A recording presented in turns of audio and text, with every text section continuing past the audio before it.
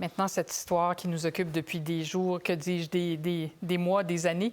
Les 5 joueurs de hockey qui seront accusés en lien avec une agression sexuelle survenue présumément en juin 2018 à London, en Ontario, ont nié avec force, par la voix de leurs avocats, avoir commis un crime. Ils se défendront en cours.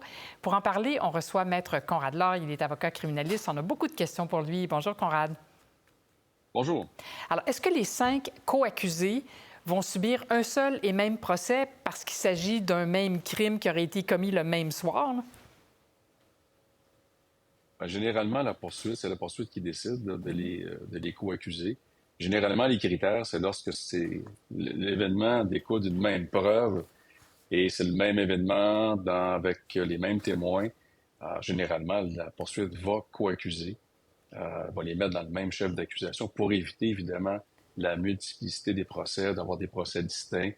Puis il y a l'intérêt de la justice également qui le commande. C'est le critère le plus important. Éviter qu'on dédouble, qu'on utilise des ressources inutiles, alors qu'on a toute la même preuve et la preuve est unique dans le cas des co-accusés. Donc, c'est généralement la façon de procéder.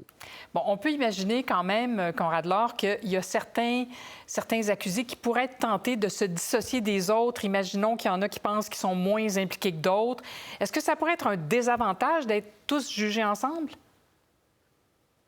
Ça peut être un avantage aussi quand les défenses sont similaires, parce que forcément, les gens vont présenter les mêmes arguments, vont avoir la même lignée de défense, et c'est un avantage. C'est un désavantage quand nos défenses sont totalement opposées. C'est-à-dire qu'un accusé va nier, mais non pas nier, mais avoir une version totalement contradictoire. Il va vouloir se dissocier pour éviter justement, si c'est devant jury, entre autres, là, de contaminer sa défense. Et là, il va devoir présenter une requête en ce sens-là. C'est pas automatique, mais la défense pléniciaire, vous le savez, c'est un élément extrêmement important, mais également des éléments. Quand les éléments de preuve sont inadmissibles contre un, admissibles contre l'autre, et l'accusé dit, écoutez, moi, je vais me dissocier de cette preuve-là parce qu'elle va être un préjudice pour moi, bien, c'est sûr qu'il va demander un procès séparé, de façon à éviter, encore une fois, de contaminer sa défense. Absolument. Bon, là, il y a un autre aspect que je vais explorer avec vous parce que Hockey Canada a réglé une poursuite civile qui avait été intentée par la plaignante.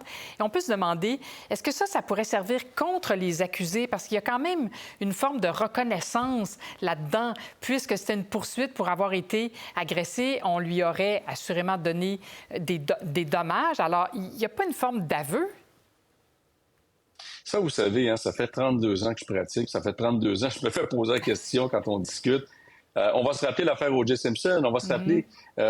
les Américains sont champions dans les règlements hors cours, dans les procès civils. Et par la suite, les procès criminels ont lieu. Au Canada, on a cette tendance-là. Certainement, on entend moins parler. Mais sur le principe de base, là, c'est des régimes de preuves totalement différents. Oui. Et les dossiers civils se règlent souvent pas simplement par un aveu de culpabilité. Parce que je suis persuadé que dans ce dossier-là, on n'a pas avoué la culpabilité. Tout ce qu'on a fait, c'est qu'on a pris des arrangements pour que les dommages soient accordés en tenant compte de 2 critères. Les ressources, parce que ça coûte cher se défendre, l'impact et le risque de gagner ou de perdre. Et quand les avocats civilistes se rassoient, ils font 2 colonnes.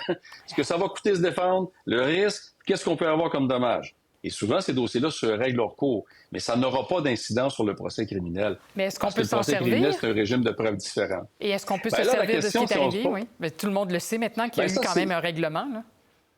Oui. Vous savez, on peut pas se servir d'une déclaration parce que dans un règlement hors cours, il n'y a pas de déclaration à la cour, il n'y a pas de témoignage. C'est vrai. On ne peut pas se servir d'un règlement au civil pour justement amener le jury ou le juge à conclure sur la culpabilité. On ne pourrait même pas contre-interroger l'accusé sur le fait qu'il a réglé hors cours un dossier civil.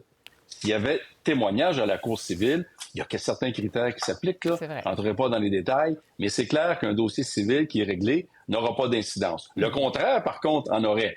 Mais pas dans ce cas-là, pas dans un cas comme celui-ci. Bon, il nous reste peu de temps, mais je veux vous parler de cet aspect-là.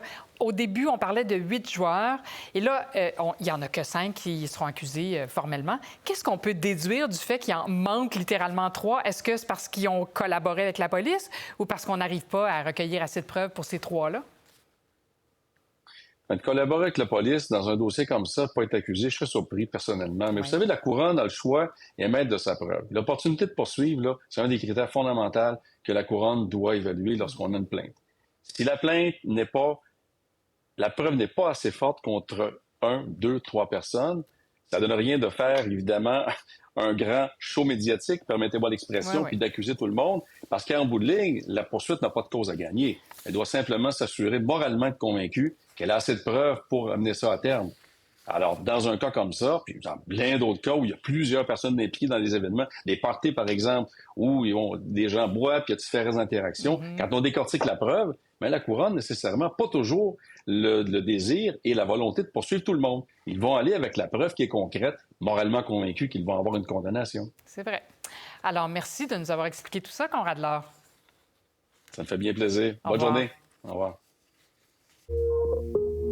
Pour voir nos émissions en entier, rendez-vous sur la chaîne Ici RDI.